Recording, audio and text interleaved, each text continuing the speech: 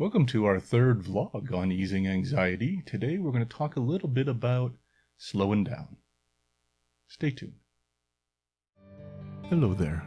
My name is Dee and this is Easing Anxiety. If you like what we do, please subscribe and click on the notifications button so you can be alerted when new videos are available. Thanks for joining us.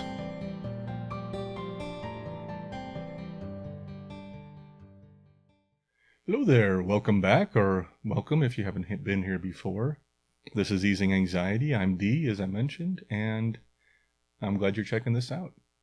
Today we are going to talk about a few comments, and then probably talk about slowing down a bit. Don't have a real agenda, just kind of some ideas of what we might want to talk about, but it's a vlog, which means it's raw, and it's just me talking to you. These seem to be somewhat well received. So I try to kind of keep moving in the direction that people seem to like, and that's what I'm trying to do here. It's been a long week, I think, for a lot of us. And for me, it's been struggles. I think a lot of us have faced some struggles lately, and it's no different for me also. One thing that has changed, a good thing, is that I've gotten a new camera, in case you can't tell, but things might look a little different. Bought a new DSLR. It's mirrorless. It's a Panasonic, and it's a mid-range. Nothing too fancy, but it's a good one, I think, for me to do more video. Can't really afford it. And that's why I'm selling my higher-end Canon DSLR, which is larger sensor, better for photography. But I just don't use it as much, and it's a little more complex than I need. So I'm going to sell that one used, hopefully to make enough money to cover, which I think I can, to cover this one new. So it's actually downgrading a bit as far as the camera, but it's a much better camera for video. And that's one of the reasons I'm doing that. So, excuse me one second. I have an itchy nose. I may cut this out and I may not. Sorry. It's not a runny nose, it's just itchy. But I'm trying to be better. I hear my wife in my head saying, Darren, use a Kleenex. I'm a guy, and I'm more likely to use a shirt sleeve. But anyway, so honey, here's my Kleenex. I'm being better. Sorry, just get that sometimes when you start talking, my nose starts to itch and need to do that. That's the vlog. That's the reality of what we're doing here. So it's a bit crazy, but anyway, I've heard from a few of you, and I really appreciate that. I wanted to cover a couple comments in our mailbag. This is something we're doing on the vlog. Just want to talk about a few things I've heard from you. On our Facebook page, Beatrice posted in and says, "Hi Dee, it is very nice seeing you in your garden." This is from our last vlog, which I shot outside. "Your life becomes more real for me as I see how you are living. Have a good start with the new Facebook page. Love from Beatrice." Well, from Switzerland, Beatrice. And for those who don't know, Beatrice, I mentioned several times in our podcast, our Benzo-Free podcast too. She's been with me for over a year now, I think. Longtime friend, great gal in Switzerland. What I love about her is she not only tells me when I'm doing things right, she also tells me when I'm doing things wrong, and she's not afraid to say so. And she helps me grow, and I think I help her grow. And that's a true friendship, in my opinion, is people who help each other grow and are willing to even say, hey, you might have gone the wrong direction here, if that helps you out. So Beatrice, thank you. Also, I had posted on the Facebook page asking people for some input on what you wanted to see more of our videos. And Pam wrote in and said, "I enjoy all the Q&As and interviews." Thank you. I'm glad you like the Q&As. Interviews, hoping to have those soon. Need to start asking people that might want to be on this YouTube channel. Hoping to have more of that. And as I mentioned before, hoping to do more road trips. And that will also be steered around getting more input directly from people, both guests who are experts on anxiety, doctors, therapists, authors. I'm looking forward to pulling that in. But also just from you, the people, I don't mean just from, trust me, I value you all more than I do most of these so-called experts. but from you, because that's where the great information comes. I mean, every one of us who has dealt with anxiety has dealt with it for a long time. We have learned things. And some of those things are those magical things. So you are the experts. You've learned how to handle your anxiety to some degree. And you're probably watching these YouTube videos to learn a little more. So I get so much from you. That's why I love the feedback. Jeannie wrote back and break. And I said break again. See, I'm still forgetting that I'm doing a vlog here. For those who have seen my first vlog, you realize I say break when I'm recording the podcast. And that's my reminder to go back and re-record that section because I misspoke or something. On this one, I try to leave it more live. Got a lot of saliva in my mouth. That happens sometimes. Again, more than you wanted to know, a little TMI. But when I don't drink enough water in advance, it's an old trick for voiceover work, which is you have to hydrate yourself an hour or two before you talk, because otherwise you get saliva, and I didn't do that very well today, so I apologize. But anyway, Jeannie wrote and said, "I'd love to see interviews of couples. How do couples deal with one partner's extreme anxiety? How did they get through it?" Love that one. I hadn't thought through that, but I think that's great. I've already asked my wife if she would be part of some of these discussions.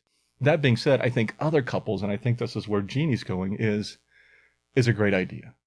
You're right. How are couples dealing with anxiety, especially now that seem to be spending a lot more time with each other and sometimes getting on each other's nerves. So, Jeannie, thank you for that one.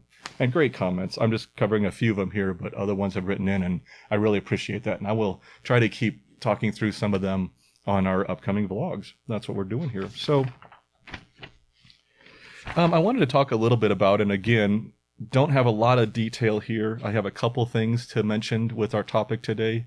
I think last vlog I just read comments, and I didn't even have a prepared, well, no, I did have a prepared subject. I have one just in case usually, but the comments were so good, they led me into the subject, and so that was great too. Today I have one to talk about that I think might be important, so let's see. I need a drink of water.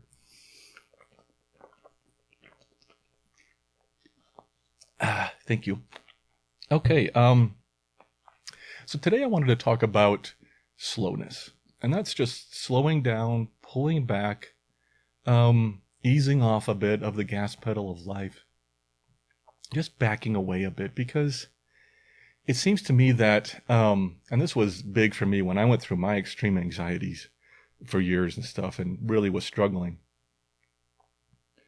was finding a way to pull back. And, mindfulness is kind of tied into here, meditation, CBT is kind of titled into cognitive behavioral therapy, different therapies, a lot of different techniques for managing anxiety use slowing down as a technique, and for good reason. There's a lot of benefits to this technique, and it doesn't have to be anything formal. I'm not talking necessarily about some overall life stoppage, so that we're not doing anything anymore. But I'm talking about balance. We seem to live our lives, and it does seem that recently it's got even more so. This is just me, my opinion, but it seems like we're faster today than we've ever been. We're faster to get more done. I think we're feeling this pressure to get so much in our lives. I think we're struggling to find a balance, to find that enjoyment from life that we thought we were supposed to get, that we're not always receiving, that seems to be, at arm's length, but we can't seem to grab onto it. But I think there's a better way. And again, it doesn't mean an overall life change. It can if you want to, and that's great. But maybe it's just picking up on some tips to help you out. But it seems like we're moving incredibly quickly, and it seems like we're trying so hard, like I said, to get so much in. One of the things I did pull up for this, and I will pull the graphic on the screen as I'm talking some. I have it here, so I can talk from it. Because I think some of our need for speed is from this perception that we have so little time. Life is finite. We will all die. It's a fact. I think. I mean, there's some science that's working on immortality and all that kind of stuff, and I don't know that I want that. I think I'm okay with it being temporary. But for others, that might be an option. But for the most part, our time on this planet is limited.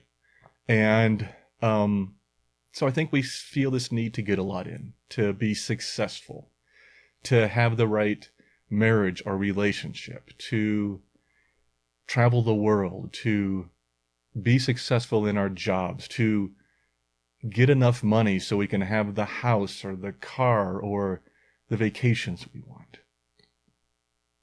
And these needs, these desires, sometimes propel us into a faster pace because we're trying to get so much in. At least that's what I've seen in myself. I've seen that in others. This graph here is from Our World in Data, a great site. I go there all the time, and I always want to cite it when I do because it's a real good website for finding information on statistics throughout the world. But one of the things I wanted to pull up to kind of talk about this was life expectancy. You see, it wasn't very long ago that our life expectancy was half what it is now, if not even less. And you'll see where I'm going with this. Just hang on a second. But according to this chart from Our World in Data, life expectancy in the 1800s in North America was 35 years. In South America, 25. In Europe, 34. In Africa, 26. Australia, 35. Asia, 28. You weren't expected to live longer than around 30 to 35 years of age. In the 1950s, it significantly increased. In fact, it doubled in many places. 68 years in North America, 51 years in South America, 62 in Europe, 41 in Asia. Didn't make a lot of gains at that point. Only 36 in Africa, 69 in Australia and Oceania. But my God, what a significant increase in North America alone from 35 to 68 by 1950. And then in 2015, 82 years, 79 years, so a total of about 80 years in North America, 75 in South America, 78 years in Europe, 61 in Africa, still need to work on that one, 72 in Asia, 83 in Oceania. So now let's just take North America as an example. Canada's doing a little better than the U.S., as you can see, at 82 years versus 79 for the U.S. But 80 years is expected age on average. Women live a little bit longer than men. I'm sure wealth has something to do with that and other factors. But overall, if you were born in the US of A or born in that area, 79 to 80 years is your expected lifetime. When it used to be 30 or 35, more than doubled. And the reason I'm mentioning this is that, the reason I'm spending so much time, sorry for the long graphic, we don't think we have much time. Yet we have 2 to 3 times on this planet that we had only 100, 200 years ago. So what's going to happen in another 50 or 100 years when now that's doubled again and we have 150 years and we still are saying, why don't I have enough time? I think it seems to be a quantity versus quality discussion as far as I'm concerned. At least this is the way I see it. And this is where my perspective shifted. We seem so focused on quantity, on getting the most, achieving success, of acquiring material possessions, of even acquiring experiences. But the thing I've always wondered is, are we enjoying this? And maybe you are. Maybe this quest for more, you're loving it and it's great. Or you know that when you get that, you're going to be set. But I feel like for most of us, at least for me and for many people I've talked to, that we're not really enjoying it. We're not taking those moments to back off and enjoy where we are. We're already on to the next thing. It's kind of like we have this goal in mind, and once we achieve that, we know we'll be happy. But when we reach it, are we? I don't know. Some people are. Some maybe not. But if you're not enjoying the journey, and especially if that journey is much of your life, then aren't we missing something? I read a lot of books during my experience with severe anxiety and stuff like that, and I like to bring them up sometimes on our vlog. One of my favorites is this one, and I'll probably show it on a graphic, but I'll show it on the camera here, see if it'll zoom in on that. Don't know if it will or not. But this book is called In Praise of Slowness, and it's by Honore. And I love this one. You can tell it's kind of rough here. I've read it a few times. I got to go through and mark it up a little more so I can use this for different parts of our stuff. But Honore was an author, actually a journalist, I believe. Yeah, a Canadian journalist based in London. He's written for The Economist, the Houston Chronicle, the Miami Herald, the National Post in Canada. And it says here he received a speeding ticket while researching this book. So if that tells you anything. What I love is, I'm probably paraphrasing this because I'm pulling this from memory. In the opening of the book, he tells a story. But basically, he was going airport to airport. He was traveling so much with his work and everything. And he finally got to an airport someplace. And again, I might miss parts of this. Like I said, I'm paraphrasing it. But he stopped and saw a gift shop while he was waiting on a flight, and went in there and was going through there and seeing all these different books and everything. And one of the books was, and forgive me if I'm wrong, but I think it was like 10-minute bedtime stories. And he thought, this is perfect. He never has enough time to really sit down and read a story because he's, too much time. It's like stories are so long. Hey, here's some 10-minute bedtime stories. Can do that and get through it. This is great. And then he stopped. And it hit him. What the hell are we doing? Here he is, interested in a book, attracted to a book that allows him to spend less time with his daughter, I think it was, or son, or with his children. We get so caught up. We get so caught up. And that's just in the intro into it. And again, you want to read that story. It's a great story in here. And I do recommend this book. For those of you who are looking for a different way, a different perspective at life. And I'm not going to go into a lot of details here.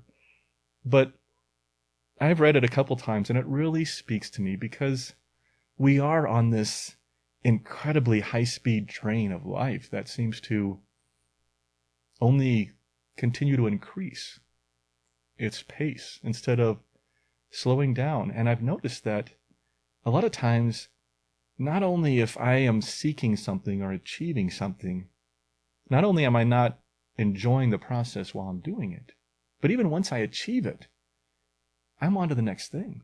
I'm not even enjoying the satisfaction of the achievement. At least that's me. And I know several other people I've talked to have had the same thing.